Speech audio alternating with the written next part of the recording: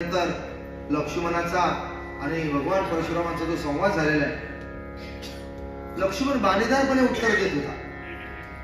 भगवान शिवधनुष्य आम्ही जाणून बुजून नाही मोडलेलं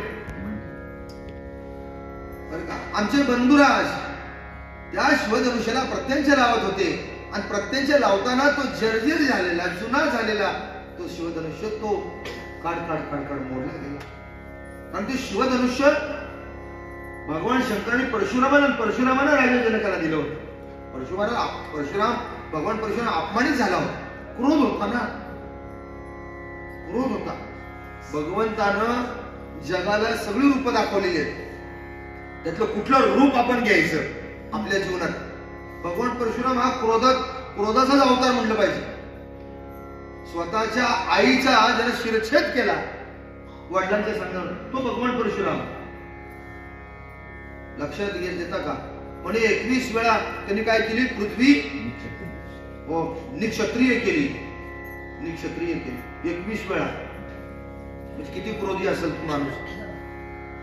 जरी तो भगवान देवाचा अवतार होता, पण लक्ष्मणाने त्यांचा क्रोध बाकी काय केला? शेवटी कोण ना कोणतरी मिळतो. आणि मग प्रभू रामरायाने सांगितलं, लक्ष्मण थांब, शांती परतले नाही सुख. लक्ष्मणाला थांबवलं. प्रभू रामरायाने हात जोडले आणि हात जोडल्यानंतर भगवान परशुरामांना वाटलं की हे असेच कोणतरी आहेत. भगवान परशुराम म्हटले, जर तुला काही अधिकार असेल तर माझ्याबरोबर तू काय करशील? युद्ध करशील. आणि असं म्हटल्यानंतर बरं का, स्वतः भगवान परशुरामाकडे विष्णूचा धनुष्य होता बरं का. जसा हा शिवधनुष्य होता, भगवंता परशुरामाकडे विष्णू धनुष्य. परंतु प्रभू रामरायानं क्षमा मागितली, नमस्कार केला. आणि मग मात्र जेव्हा भगवान परशुरामाने आपलं श्री रामचंद्राने धनुष्याचा बाण सोडला, तेव्हा मात्र परशुरामांच्या लक्षात आलं की ही अद्भुत बालक आहेत.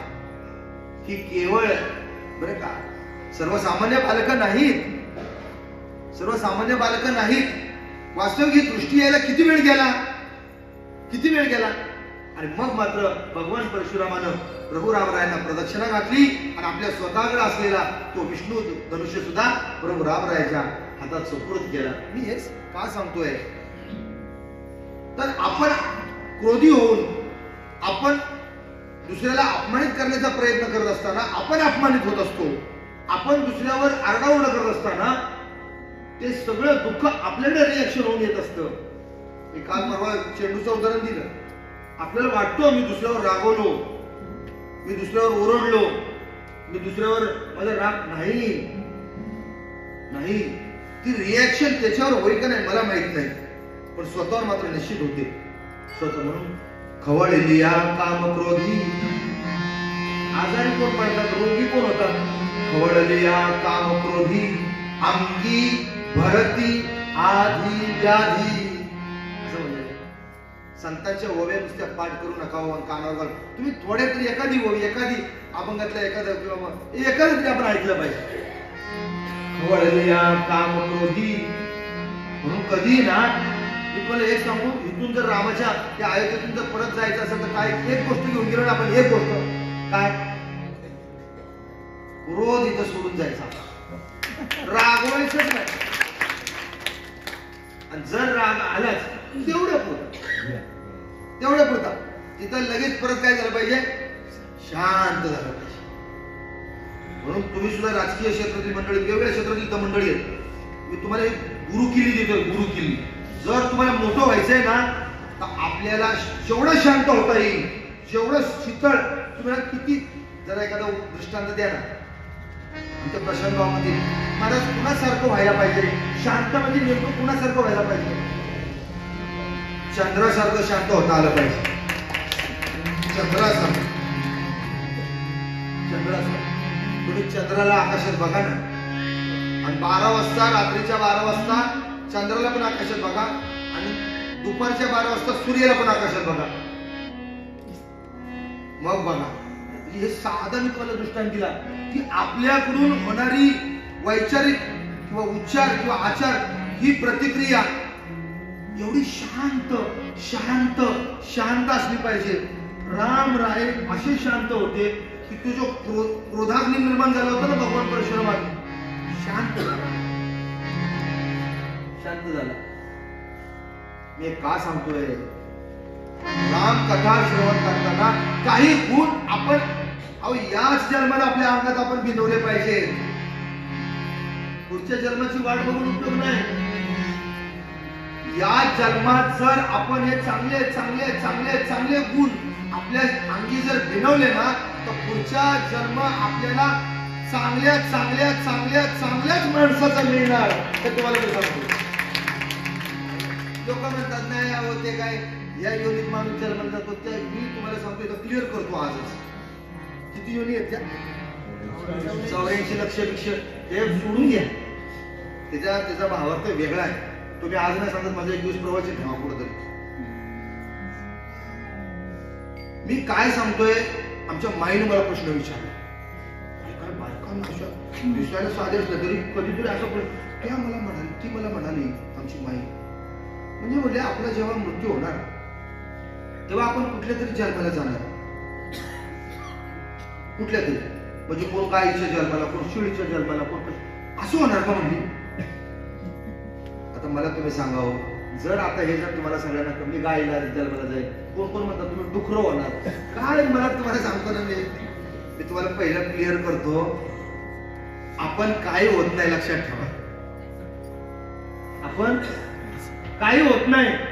आपण जे होणार ना, पहिली गोष्ट स्त्री पुढच्या जन्मात स्त्रीच्याच जन्माला जाणार आणि पुरुष हा पुढच्या जन्मात पुरुषाच्याच जन्माला जाणार. आता मला सांगा तुम्ही कशावरून? मना सज्जना पूर्व संचित केले तया सारखे भोगणे प्राप्त झाले. आता त्याला त्याचं जे भोगणं आहे, त्यानं जे केलेलं आहे, त्यानं जे काही केलेलं आहे ते त्याला जर पुढच्या जन्मात भोगायचं असेल, आता ह्या जन्मात माणसाचा जन्म त्याला होता, म्हणजे माणूस म्हणून तो जन्माला आला, तर पुढच्या जन्मात जर त्याला ते भोगायचं असेल तर त्याला कोण होऊन यावं लागेल? स्त्री होऊन यावं लागेल, म्हणजे बाई होऊन जन्माला यावं लागेल. त्याला कसा तो भोग भोगता येईल? त्या भगिनीनं जे काही कर्म केलेलं आहे, तिचं जे काही भोगणं आहे ते तिला परत भोगायचंच आहे. त्याची रिएक्शन, तो भोग भोगायचा, तिला स्त्रीच होऊन जन्माला यावं लागणार आहे. काय कोण सांगतो? आणि ही लोक 84 लक्ष योनी. मग आता काय करा, आता घरदार आहे ते सगळं दान धर्म करा. पुढच्या अरे कशाला दान धर्म करतोस? एखाद्याला उद्या तेच करा, तुझा नंबर लागला तर जे दान केलेलं आहे तिथंच जन्माला येईल. सांगता येत नाही कोण कुठं जन्माला येईल. जन्म कर्मावर अवलंबून, हे मात्र हे नक्की आहे. जन्म कर्मावर अवलंबून, कुणी कुठं जन्माला येईल हे मात्र बरोबर आहे, हे सांगता येणार नाही. पण जन्माला येणारे माणूस पुरुषाच्याच जन्माला येणार आणि स्त्री स्त्रीच्या जन्माला येणार. म्हणून काळजी करू नका. जर आपल्याला खरोखर तोच पती पाहिजे असेल ना, प्रार्थना करा त्या पतीचं खरोखर हृदय, त्याचं स्मरण करा. जसा विचार तसा जीवनाला आकार प्राप्त होतो. First there is a thought, विचार तसा जीवनाला. आता हातात निसर्ग नियम नाही, कुणी तुम्ही सोडत शकत. आता झाडावरचं फळ प्रशांत भाऊ जमिनीवरच पडणार नाही. तुम्ही म्हटलं की आमच्या तिकडं नाही, तसं झालं पाहिजे, आमच्याकडचं वर आकाशात गेलं पाहिजे. हा नियम तोडल्यासारखं झालं ना. उतारतीचा डोंगरावर पडलेला पाऊस, ह्या पावसाचं पाणी कुठे येणार? हा नियम आहे हो. ह्याच्यात काय विशेष काय नाहीये. नाही म्हटलं ते पाणी आहे ना, जर असं आमच्या मध्ये जर डोंगरावर पडलं तर ते वर गेलं पाहिजे. कसं वर जाईल? जर तिथं नियम आहे, सूर्य पूर्वेचे जाणार, सूर्यालाच उगवल्यासारखा दिसतो आपल्याला. 15 दिवसांच अमावस्या होते, 15 दिवसांच पौर्णिमा होते, 12 तासानंतर बरोबर समुद्राला भरती येते. हे नियम बघा ना तुम्ही. आपण एवढ्या बावळ्यासारखं जीवन जगतो आणि अडाणीपणासारखं आणि अंधश्रद्धेसारखं. पावसाळा जून महिन्यानंतरच येतो, आंब्याचा सीझन हा एप्रिल नंतरच येतो, सफरचंद डिसेंबर नंतर, द्राक्ष जानेवारीतच. तुम्ही अनुभव हे साधा विचार करा. म्हणजे गाईला दूध सुद्धा किंवा आईला सुद्धा दूध बाळाच्या जन्माच्या आधी नाही, बाळाच्या जन्माच्या आधी नाही. नाही म्हणले आलंच पाहिजे. केले त्यानं सुप्रीम कोर्टात तिकडे दाखल केस. सुप्रीम कोर्टात करण्यात आणखी जगाचा कुठला नाही. लॉ हा लॉ आहे, हा निसर्गाचा नियम आहे. हा निसर्गाचा नियम कुणी बदलू शकत नाही. ते निसर्गाचे नियम जेव्हा आमच्या मुख्यमंत्र्याच्या, महाराष्ट्रातल्या मुख्यमंत्र्यांना तसं देशाच्या पंतप्रधानांना जर निसर्गाचे नियम कळले ना, ते सुतासारखे सगळे त्यांना आणतील. ते स्वतः पण होतील आणि सहकार्यांना पण सुतासारखे सरळ आणतील. मी काय सांगतो, निसर्गाचे नियम, कायद्याचे नियम कोणच काहीच नाही, ते बदलवता येतात. पण निसर्गाचे नियम बदलवता येतील का? सगळ्याचे नियम ब्रह्मदेवच्या बापाला पण बदलता येणार नाही. म्हणून मी सांगितलं, कर्मावर जन्मावलं कोणी, म्हणून काळजी करू नका.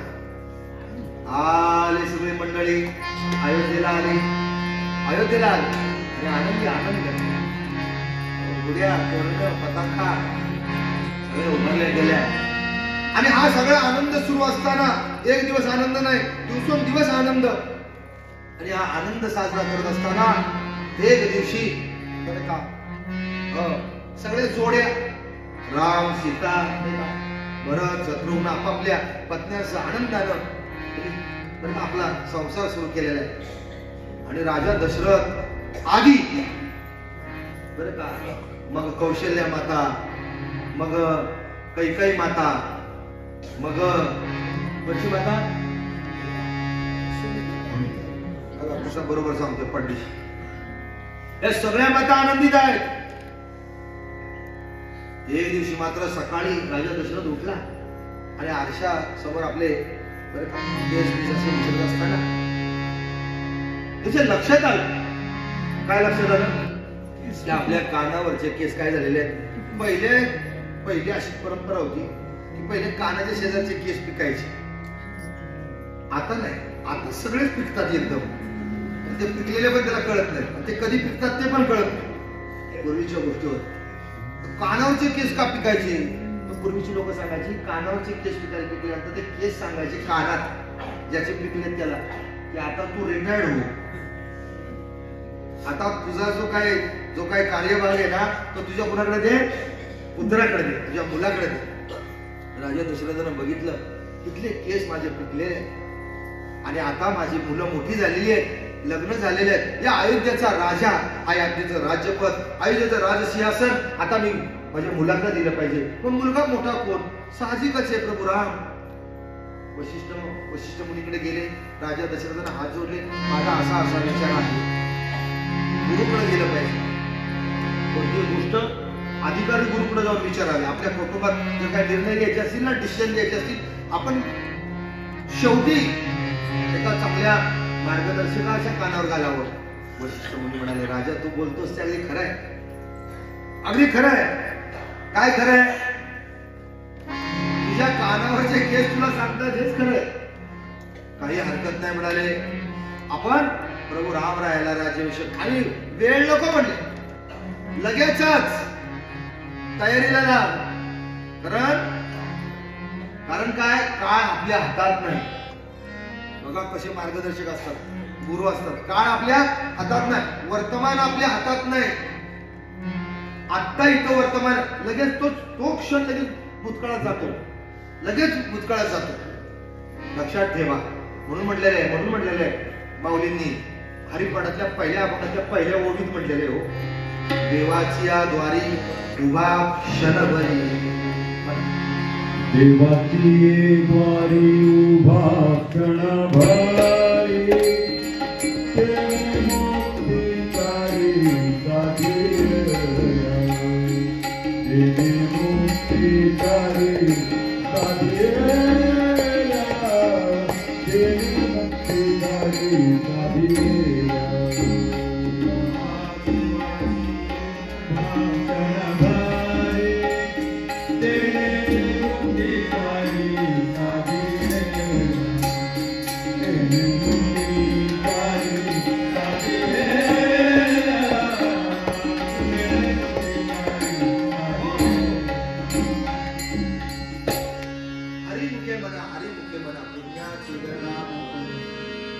क्षणभरी असं म्हटलेलं आहे.